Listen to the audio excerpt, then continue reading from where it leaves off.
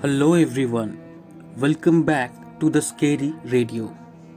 आज की स्टोरी भेजी है मेरे फ्रेंड अमित ने, जिसे ये घटना उसके दादाजी ने बताया था। ये घटना उसके दादाजी के साथ 30 साल पहले घटी थी।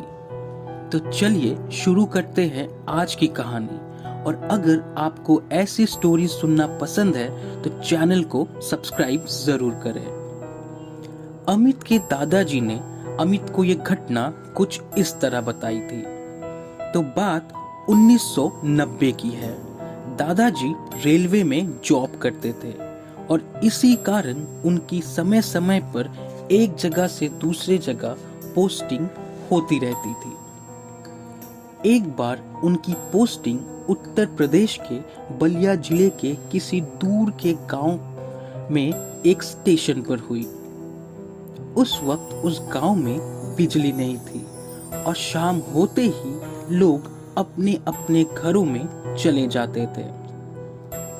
दादाजी के पास एक साइकिल थी और उसी साइकिल से वो स्टेशन तक जाते और उसी पर वो अपने ऑफिस के कर्मचारियों के साथ वापस गांव आते थे। दिसंबर जनवरी का महीना था और ठंड बहुत ज्यादा थी।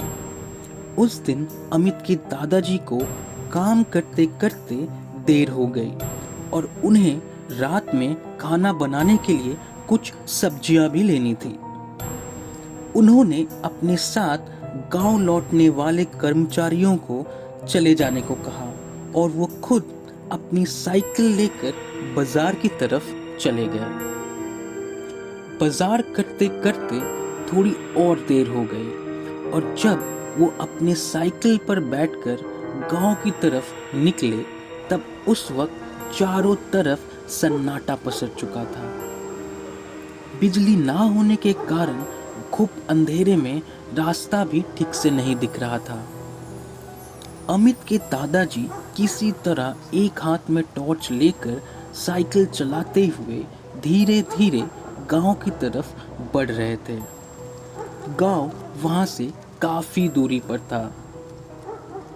दादाजी को गांव में जाने का एक दूसरा रास्ता भी पता था जो कि एक शॉर्टकट था, बट उन्होंने कभी भी वो रास्ता इस्तेमाल नहीं किया था क्योंकि वो एक छोटे से जंगल के बीच से होता हुआ एक तालाब के किनारे से गुजरता था। उन्होंने सोचा कि आज वो जंगल वाला रास्ता ले लेते हैं जिससे वो गांव जल्दी पहुंच जाएंगे।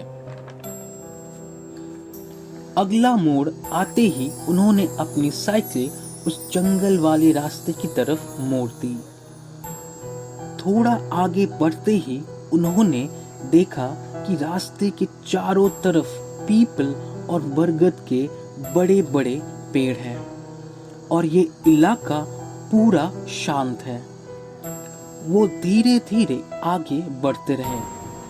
कुछ दूर जाने के बाद दादाजी को लगा जैसे किसी बच्चे की रोने की आवाज कहीं दूर से आ रही है। वो जब थोड़ा और आगे गए तो उन्होंने पाया कि बच्चे की रोने की आवाज तालाब की तरफ से आ रही है। उन्होंने सोचा शायद गांव के कोई बच्चा खेलते खेलते इस तरफ आ गया होगा और भटक जाने के कारण वो रो रहा है। दादाजी ने अपनी साइकिल रास्ते में रोकी और आवाज देते हुए तालाब की तरफ बढ़ चले। इतने अंधेरे में उन्हें बस टॉर्च की रोशनी में ही थोड़ा बहुत दिख रहा था। वो कौन है की आवाज देते हुए टॉर्च लेकर रोने की आवाज की तरफ बढ़ चले। जब वो तालाब के पास पहुंचे तो रोने की आवाज बंद हो गई और आसपास कोई भी नहीं था। उन्होंने अपने टॉर्च से चारों तरफ अच्छी तरह से देखा। दादाजी को लगा जैसे उन्होंने टॉर्च की रोशनी में किसी औरत को देखा है और उसी वक्त उनका टॉर्च बंद हो गया। दादाजी बहुत डर गए और वो वापस अपनी साइकिल की तरफ भागे। अंधेरे में उन्हें कुछ भी नहीं दिख रहा था। फिर भी वो जैसे तैसे दौड़ रहे थे और महसूस हो रहा था कि जैसे कोई उनके पीछे पीछे तेजी से आ रहा है।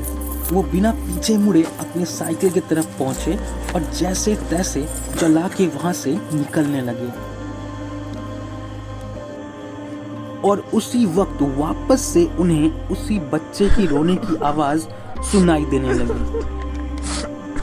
दादाजी अपनी पूरी शक्ति के साथ तेजी से साइकिल चलाते हुए गांव तक पहुंचे और वहीं बेहोश हो गए।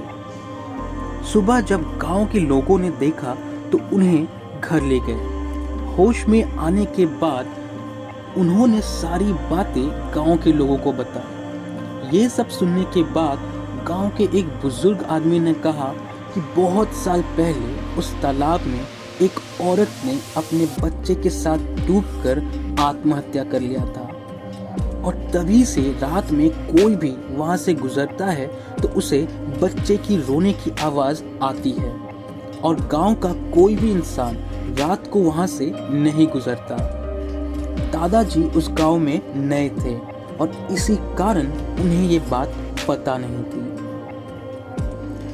तो आई होप ये स्टोरी आपको अच्छी लगी होगी। तो ऐसे ही रियल एक्सपीरियंस और स्टोरी सुनने के लिए चैनल को सब्सक्राइब करें। मिलते हैं आपसे नेक्स्ट वीडियो में एक नई कहानी के साथ।